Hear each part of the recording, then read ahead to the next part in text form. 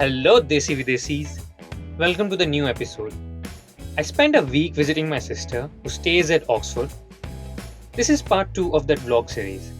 And if you haven't seen the part 1, you can visit it using the link in the description or the card above.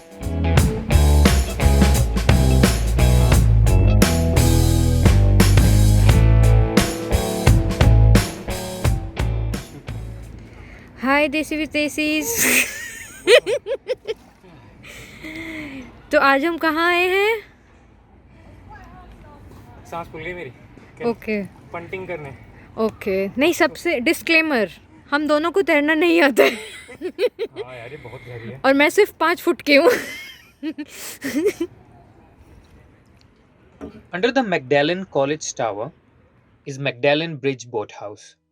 Here you can hire traditional punts just like the one we are punting for £25 an hour. You can also get rowing boats or paddlers, but of course they are not as fun as this. I felt that there is something very calm and satisfying about this activity. And on a sunny day, you should definitely give it a go if you are at Oxford.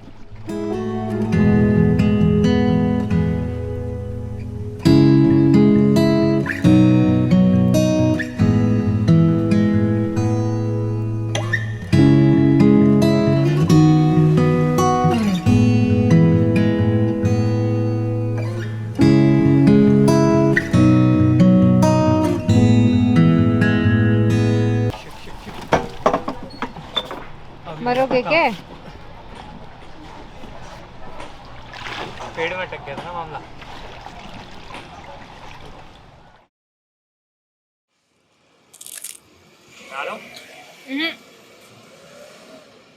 Litre आ रहा है, litre. Post punting, you can enjoy an ice cream sitting on Magdalen Bridge, looking at the Magdalen College. This beautiful college was built in 1486 and has given 10 Nobel Prize winners, most by any Oxford college. It also has affiliations to popular people like C.S. Lewis, the author of the Chronicles of Narnia, 2008 Man Booker Prize winner Arvind Adiga, and the Lawrence of Arabia himself, T.E. Lawrence. A trip to the city of spires would have been incomplete without visiting its old and amazing pubs. So my day 5 was specially reserved for the pub crawl. I started the day without Chitra as she was busy finishing her lab work and was planning to join me later during the day. Spot 1, Turf Tavern. This 13th century pub is really hard to find and is hidden next to city walls. And maybe for the same reasons, it was a popular gambling spot. Just to extinguish its reputation, its name was changed from Spotted Cow to Turf Tavern in 1842. This pub has been a host to former Australian Prime Minister Bob Hawke, former British Prime Ministers like Tony Blair and Margaret Thatcher, famous theoretical physicist and cosmologist Stephen Hawking, mighty stars of 1863 hit Cleopatra, Richard Burton and Elizabeth Taylor, starrer of 1982 Academy Award winner film Gandhi, Ben Kingsley, Emma Watson, and a long list of famous celebrities. This pub claims that Bill Clinton used to smoke marijuana in its back garden when he was a student at University College as a Rhodes Scholar. Personally, I love its old low beam design and decoration of crockeries and paintings from antiquity.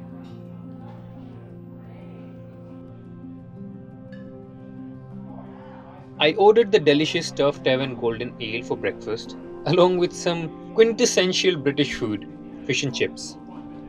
The ale tasted like nectar, maybe because it was the first time I started my day with alcohol. After spending almost an hour at this transfixing place, I left for my second pub called the King's Arm. Here, Chitra joined me after finishing her lab work and was grumpy like always. This pub was built in 1607 and is next to New Bodleian Library. They claim to be the brainiest pub in the world with highest IQ per square feet. Perhaps their average moved a bit lower because of us.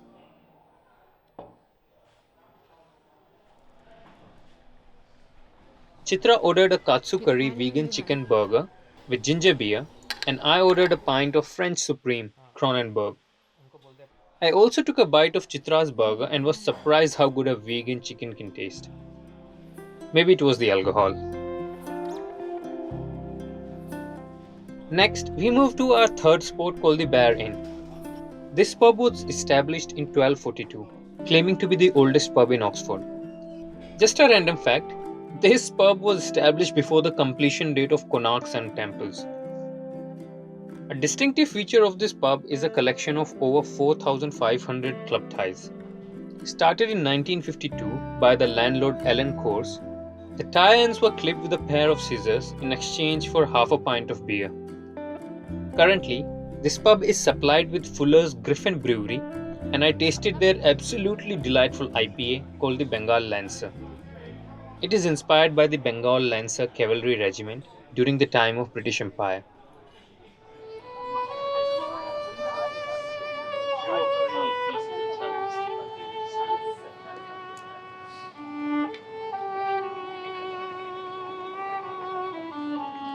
Our fourth pub for the day was the Three Goats Heads. They serve the drinks from a Yorkshire-based microbrewery called the Samuel Smith. It is also a digital detox pub. It means that we were not allowed to use our phones and cameras inside. Just some good old meaningful conversations and tasty beer. Close to the Three Goats Heads lies two very famous pubs facing each other on St. Giles Road, the Eagle and Child and Lamb and Flag. Unfortunately, the Eagle and Child was temporarily closed for some renovation work, and Lamb and Flag is closed permanently since January 2021 due to the loss of revenue caused by the pandemic. The Eagle and Child was the pub where the Oxford Writers Group, called the Inklings, held regular lunchtime meetings on Mondays and Tuesdays. The members of this Inklings included people like J.R.R. Tolkien and C.S. Lewis. I couldn't help myself to take a sip of water at the same place where the ideas of The Hobbit and The Lord of the Ring developed in Tolkien's brain. Our final pub for the day was the Old Bookbinders. This French bistro is in Jericho and has a very relaxed and casual atmosphere. With postcards on ceiling and a lot of lights and stickers everywhere, this place has a chill charm to it. The room है.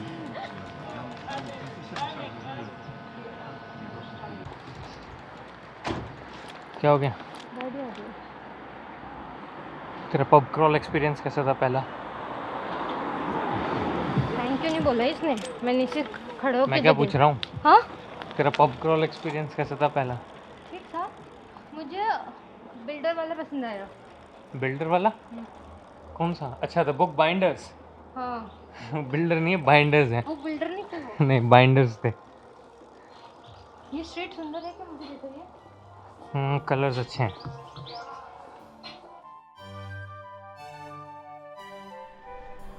After a long day of intoxication, I decided to sober up and start my next day at Bodleian Library. While Chitra was busy with lab work like always, I joined a 30-minute library tour. It costs £9 per person and starts at Divinity School. The Divinity School is the oldest serving purpose-built building at Oxford University and was used for lectures and oral exams in old times.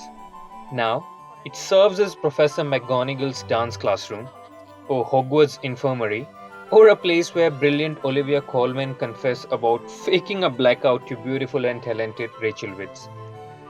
You can also get married here if you want, for a price starting at $7.5 grand.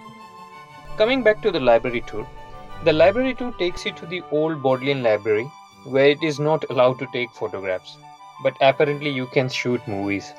Weird. Having said that, I still recommend the tour as it gives you a lot of facts in a fun and engaging way. I learned that with 13 million printed items, Bodleian Library is the second largest library in UK after British Library. It is one of the 6 legal deposit places, which means that anything that gets copyrighted in UK has to be deposited at these facilities.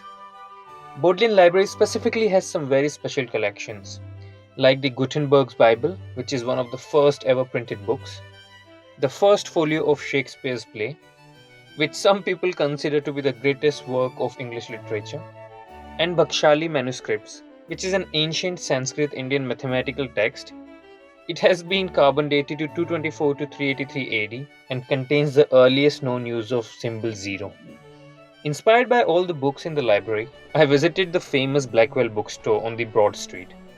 It is the biggest bookstore I have ever been, and it should be on your list if you like books and are at Oxford.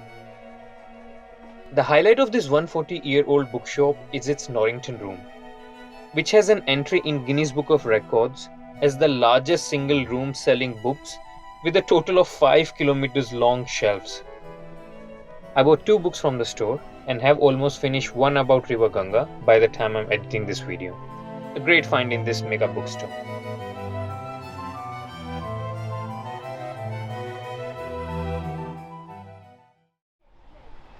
By the late afternoon, Chitra joined me, and without wasting any time, we headed to Ashmolean Museum. Because I had a tripod, the guard at the museum asked me not to shoot any video, so I ended up just taking some pictures on my phone. What a bummer.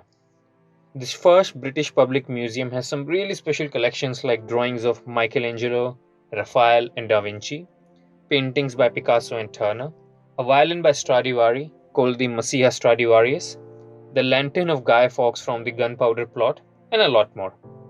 We only had 1.5 hours to spend at the museum and missed a lot of stuff. If you come to the museum, make sure you keep at least 3 to 4 hours of spare time to view most of the things.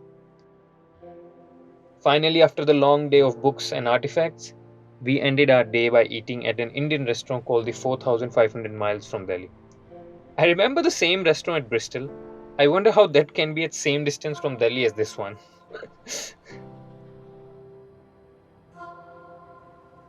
My 7th and last day at Oxford was spent at Botanic Garden. Nothing better than getting some fresh air before I leave the city. Founded in 1621, it is the oldest botanic garden in Great Britain and is now home to more than 5,000 different plant species. बताओ oncology ये अगर आप whole plant, इसका जो fruit होता है ना Poppy, सिर्फ वो यूज़ होता है. अगर आप पूरे प्लांट को यूज़ करोगे तो वो पॉइजनस होता है. अच्छा और फैटी पढ़ के बता रही है पता है तुझे आधा. Our favorite section of the Botanic Garden was the medicinal collection. It has plants that are used in treatment of heart problems, plants that are used for treating cancer, one that is in clinical trial for HIV cure, one which helps in fighting malaria, and a plant called summer snowflakes that is used to produce a drug to treat Alzheimer's.